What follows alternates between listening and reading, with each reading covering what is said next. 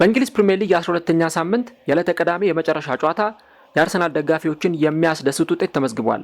ማንቸስተር ሲቲዎች ደረጃቸውን ማሻሻል የሚችሉበትን ድል ቢያገኙም ነገር ግን በኒውካስል ዩናይትድ 2-1 በሆነ ውጤት ተሸንፈዋል። በዚህ ጨዋታ ላይ ፔፕ ጓርዲዮላ ሲበሳጭ አምሽቷል። እንዲሁ ደግሞ ከጨዋታው ዳኞች ጋር ሲነጋገርና ሲከራከር ነበር ያመሸው። በጨዋታው ላይ ማንቸስተር ሲቲዎች ትልቅ የጎል ዕድሎችን መፍጠር ቢችሉም ነገር ግን እነዛን ዕድሎች በመጠቀምና ጎሎችን በማስቆጠር ጨዋታውን ማሸነፍ አልቻሉም። በዚህም መሰረት ማንቸስተር ሲቲ በደረጃ ሰንጠረዡ 3ኛ ደረጃ ላይ ሊቀመጥ ችሏል። ጨዋታው ለማንቸስተር ሲቲዎች እንዴት ነበር? ኒውካስል ዩናይትዶች ምን አይነት ታክቲክ ተጠቅመው ማንቸስተር ሲቲንስ ለማሸነፍ ቻሉ? በዚህ ጨዋታ ላይ የሚነሱ አንኳር ነጥቦችስ ምን ምን ነበሩ የሚለውን እስከ ቪዲዮ መጨረሻ ድረስ ከኛ ጋር አብራችሁ ከቆያችሁ የምንነግራችሁ ይሆናል። ሰላም ጤና ይስጥልን። የተከበራችሁና የተወደዳችሁ ውድ የቻናላችን ቤተሰቦች እንዴት ቆያችሁ? እግዚአብሔር ይመስገን እኔ በጣም ደህና ነኝ። የምትገኙት አራዳ ሜዳ ኦፊሻል ዩቲዩብ ገጻችን ላይ ነው። ለቻናሉ አዲስ ከሆናችሁ የዩቲዩብ ገጹን ሰብስክራይብ በማድረግና የደወል ምልክቷን በመጫን የቻናላችን ቤተሰቦች እንድትሆኑ የአክብሮት ግብዣችን ነው። ቪዲዮውን ስትጀምሩ ደግሞ ዩቲዩብ ፕሮግራሙን ለብዙዎች እንዲያደርሰው ላይክ እያደረጋችሁ መጀመራችሁን አስታውሱ። የአራዳ ሜዳ ኮሜንታተር ተስፋ ወርቅ ሉል ሰገድ አብሬያችሁ ቆይታ አድርጋለሁ። በዚህኛው ፕሮግራማችን ላይ ደግሞ የማንቸስተር ሲቲን እና እንዲሁ ደግሞ የኒውካስል ዩናይትድን ጨዋታ የምንመለከት ይሆናል። እንግዲህ ከኢንተርናሽናል ብሬኩ መልስ እጅግ በጣም በጉጉት ሲጠበቁ ከነበሩ ጨዋታዎች መካከል አንደኛው የኒውካስል ዩናይትድ እና የማንቸስተር ሲቲ ጨዋታ ነበር። ጨዋታው ለማንቸስተር ሲቲዎች ትርጉሙ በጣም ብዙ ነበር። ምክንያቱም ይሄንን ጨዋታ ማሸነፍ ከቻሉ አርሰናል ጨዋታውን እስከሚያደርግ ድረስ የነጥብ ልዩነቱ ወደ 1 ዝቅ ይላል። ስለዚህ አርሰናል ላይ የበለጠ ጫና ማሳደር፣ የበለጠ ጫና መፍጠር ይችላሉ። ከዚህም በተጨማሪ ደግሞ ከጥቂት ሰዓታት በፊት በቼልሲ የተወሰደባቸውን ደረጃ መልሰው በመረከብ 2ኛ ደረጃ ላይ መቀመጥ ይችላሉ ማለት ነው። ስለዚህ ጨዋታው በእነዚህና በተለያዩ ምክንያቶች ለማንቸስተር ሲቲዎች እጅግ በጣም ወሳኝና በጉጉት የሚጠበቅ ነበር። ከዚህ ባለፈ ግን እኔ በግሌ ጨዋታውን በጉጉት ስጠብቀው የነበረው የሁለት ትልልቅ አጥቂዎችን ፍልሚያ ለመመልከት ነበር። የኒውካስል ዩናይትዱ ኒክ ቮልተማደና እንዲሁ ደግሞ የማንቸስተር ሲቲው ኤርሊንግ ሃላንድ። በተለይ ኤርሊንግ ሃላንድ በዚህ ጨዋታ ላይ ጎል ማስቆጠር የሚችል ከሆነ 100ኛ ጎሉን በፕሪሚየር ሊግ ማስቆጠር ስለሚችል ለተጫዋቹ ትልቅ ማይልስቶን ላይ መድረስ የሚችልበትን እድል ይፈጥርለታል ማለት ነው። እናም ጨዋታው በእነዚህና በተለያዩ ምክንያቶች በጉጉት ሲጠበቅ ነበር። ከኢንተርናሽናል ብሬክ በፊት ማንቸስተር ሲቲን ተመልክተን ብዙ አድንቀናል፣ ብዙ ነገር ብለናል። ምክንያቱም ከኢንተርናሽናል ብሬክ በፊት ያሸነፉት ትልቁ ሊቨርፑልን ነው። ለዋንጫ ትልቅ ተፎካካሪ መሆናቸውን እና በዘንድሮ ውድድር ዓመት ከአርሰናል ጋር እስከ መጨረሻው ሊጓዙ እንደሚችሉ በርካቶችም ሲናገሩ የነበረው በዚህ ምክንያት ነበር። ነገር ግን እዚህ ጨዋታ ላይ ውጤት ሳያስመዘግቡ ወጥተዋል እና ደግሞ ለአርሰናሎች ይሄ ውጤት እጅግ በጣም የሚያስደስት ውጤት ሆኖላቸዋል ማለት ነው። እንግዲህ የጨዋታው ድራማ የተፈጠረው ከ60ኛው ደቂቃ በኋላ ነው ማለት ይቻላል።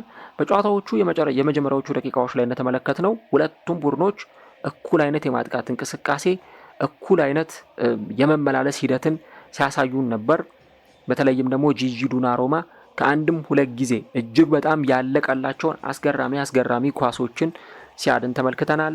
ኤርሊንግ ሃላንድ ግልጽ የሆኑ የጎል ማግባት እድሎችን ሳይጠቀምባቸው ቀርቷል። ፊል ፋደን እንደዚሁ ግልጽ የጎል ማግባት እድልን አምክኗል።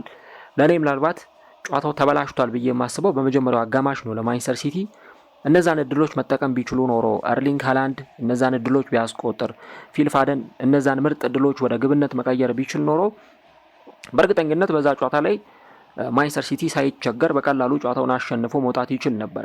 ግን ደግሞ አንድ እርግጠኛ ሆኖ መናገር የሚቻለው ጨዋታው የሚደረገው በቲን ሳይድ ነው። ሁልጊዜ በኒውካስል ሜዳ የሚደረጉ ጨዋታዎች ምን ያክል ከባባድ ሊሆኑ እንደሚችሉ ይታወቃል። ከትላልቅ ቡድኖች ጋር የሚደረጉ ጨዋታዎች የሊጉ መሪ አርሰናልም እዚህ ሜዳ ላይ መጥቶ ጨዋታውን ለማሸነፍ እስከ መጨረሻው ደቂቃ እስከ መጨረሻው ሰከንድ ድረስ መጠበቅ አስፈልጎት ነበረ። ከ85ኛው ደቂቃ በኋላ ነው የአቻነት ጎል የተቆጠረው እና 96ኛው ደቂቃ ላይ ደግሞ እንደዚሁ ሁለተኛ ጎል ማጋሌሽ አስቆጥሮ አርሰናል አሸንፎ መውጣት ችሏል። እና ኒውካስል ለተጋጣሚዎች ምን ያክል ከባድ እንደሆነ እስከዛሬ ድረስ እዚህ ሜዳ ላይ መጥተው ትልልቅ ጨዋታዎችን ያከናወኑ ቡድኖች ይህንን ነገር በደንብ መመስከር ይችላሉ። ጨዋታው ላይ እንግዲህ ቅድም እንዳነሳሁት በጣም ብዙ ሙከራዎች ሲሞከሩ ነበር።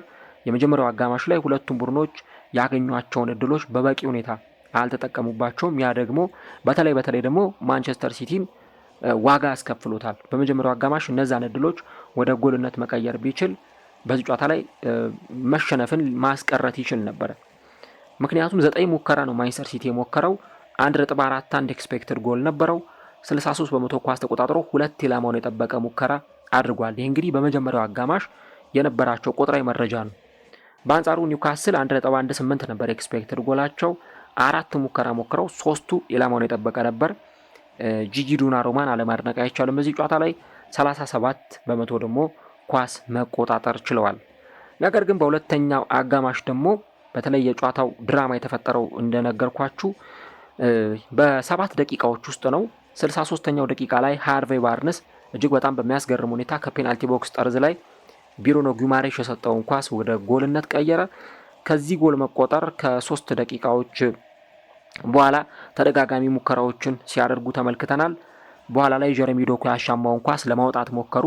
ከ5 ደቂቃዎች በኋላ ደግሞ 68ኛው ደቂቃ ላይ ሩበን ዲያዝ ኳሷን በቀኝ እግሩ መጥቶ ወደ ጎልነት በመቀየር ጨዋታው 1-1 እንዲሆን አስቻለ። 70ኛው ደቂቃ ላይ ደግሞ ከ2 ደቂቃ በኋላ ሃርቬ ባርነስ በጣም ተጨራርፎ የተቆጠረ ጎል ነውና ይሄ ለማየት የሚማርክ ወይም ደግሞ የሚያስደስት የምትሉት አይነት ጎል አይደለም።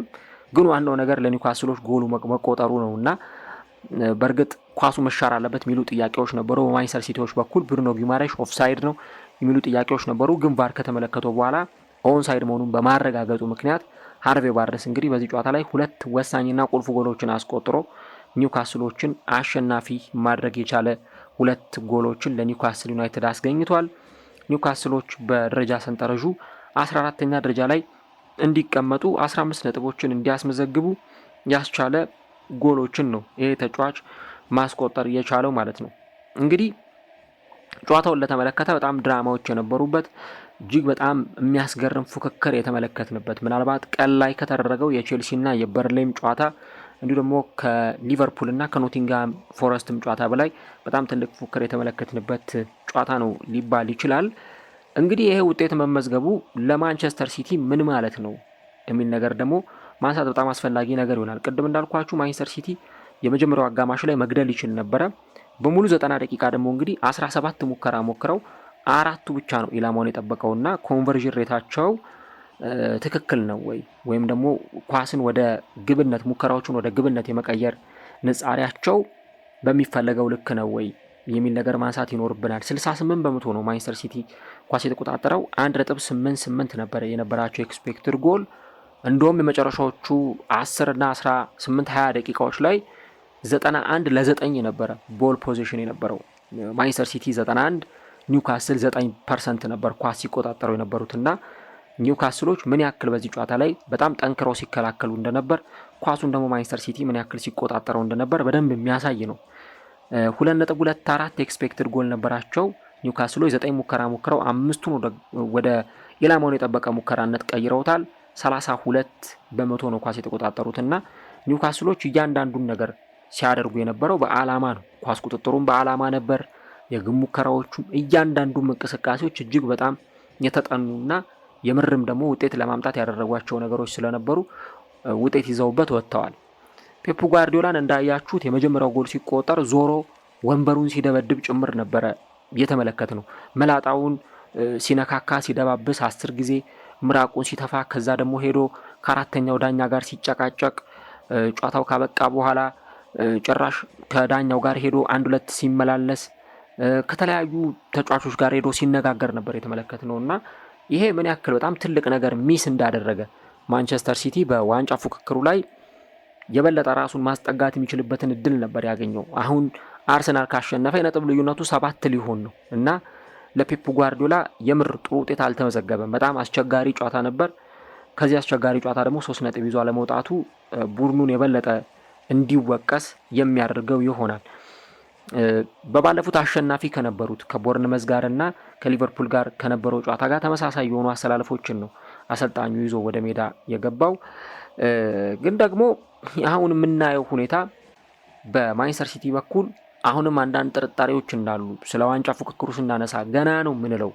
ኢቨን አርሰናልንም ቼልሲንም ማንቸስተር ሲቲንም በተመለከተ ገና ነው፣ ተጨማሪ ሳምንታትን መመልከት አለብን እያልን የምናወራው ለዛ ነው እና ፔፕ ጓርዲዮላም አሁን ሲዝኑ የሚጀምረው ከዚህ ጊዜ ጀምሮ ነው፣ ከ12ኛው ሳምንት ጀምሮ ነው ሲዝኑ የሚጀምረው የሚል አመኔታ አለው። ከዚህ በኋላ እስከ መጋቢት ወር ድረስ ምንም አይነት የኢንተርናሽናል ብሬክ የለም፣ ምንም አይነት የብሔራዊ ቡድኖች ጨዋታዎች የለም።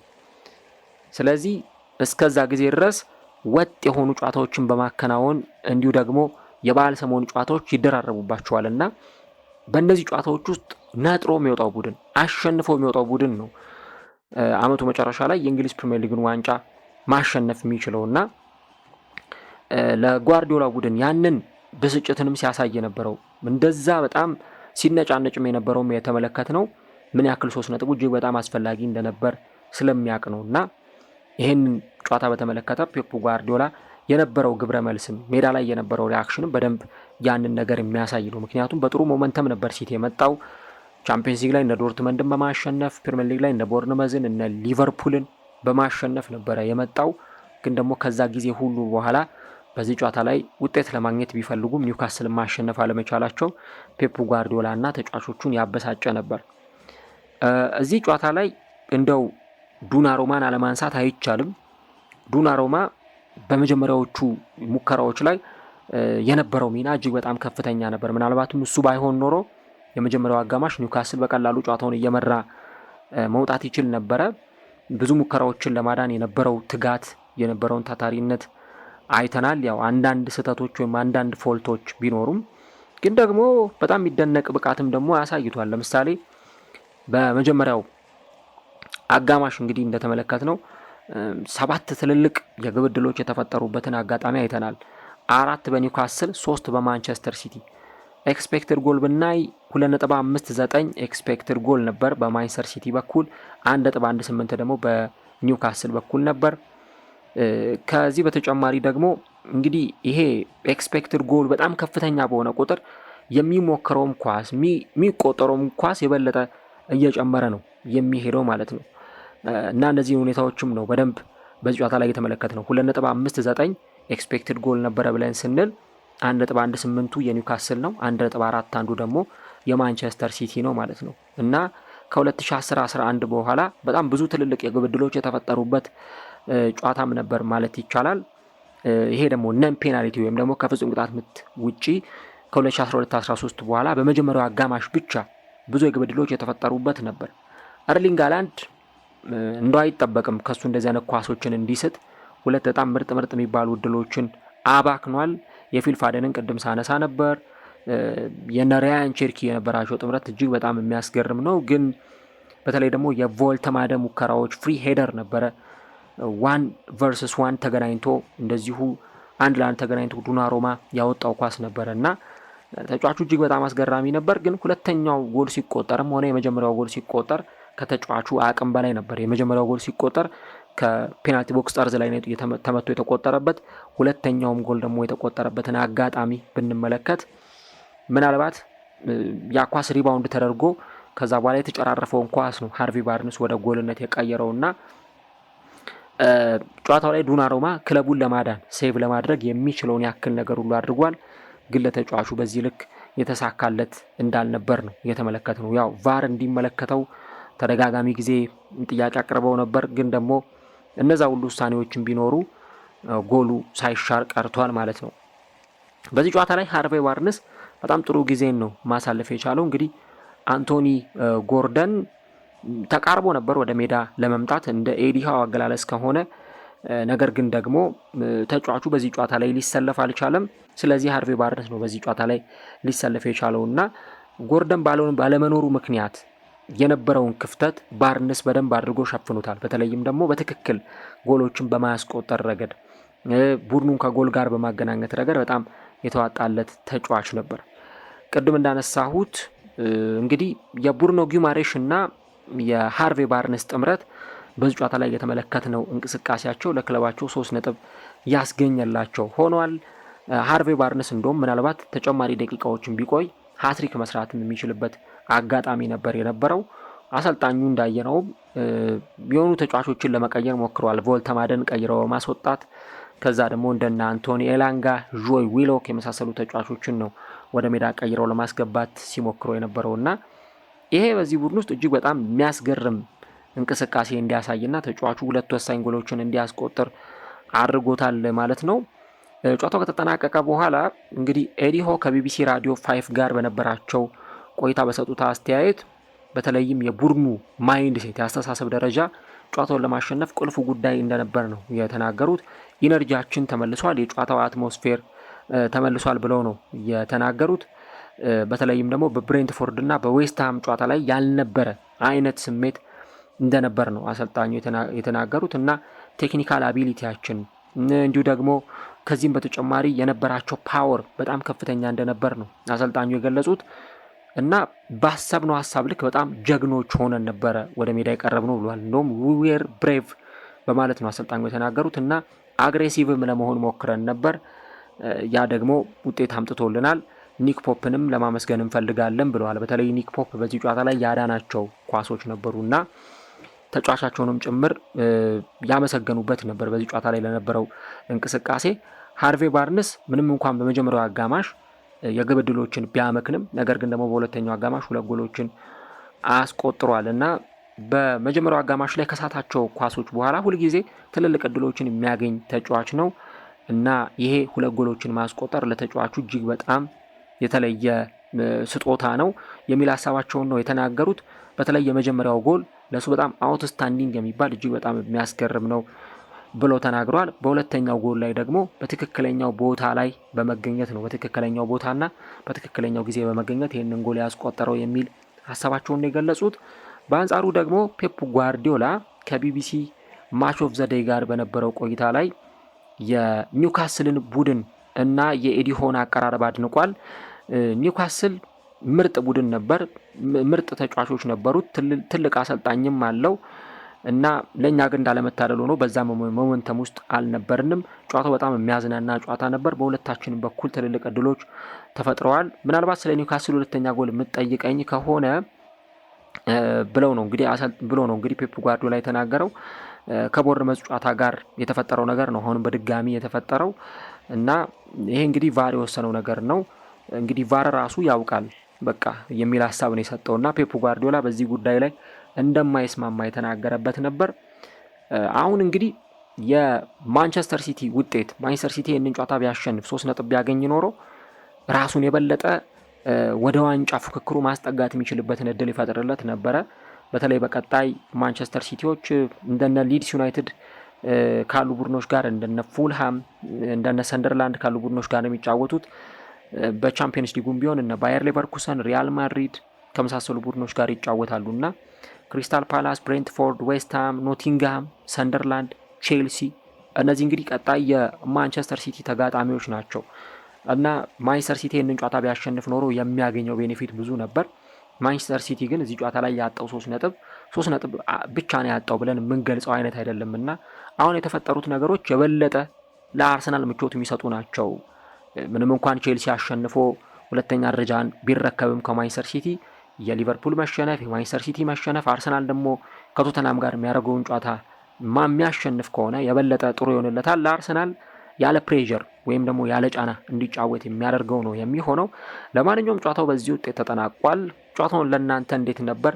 ማንቸስተር ሲቲስ በሊጉ የዋንጫ ፉክክር እስከ ምን ያክል ጊዜ ድረስ ሊጓዝ ይችላል? ሀሳቦቻችሁን በኮሜንት ላይ ልታጋሩ እንችላላችሁ። ለማንቸስተር ሲቲና ለፔፕ ጓርዲዮላ ግን የሚያበሳጭ ውጤት እንደተመዘገበ ያለ ጥርጥር መናገር ይቻላል።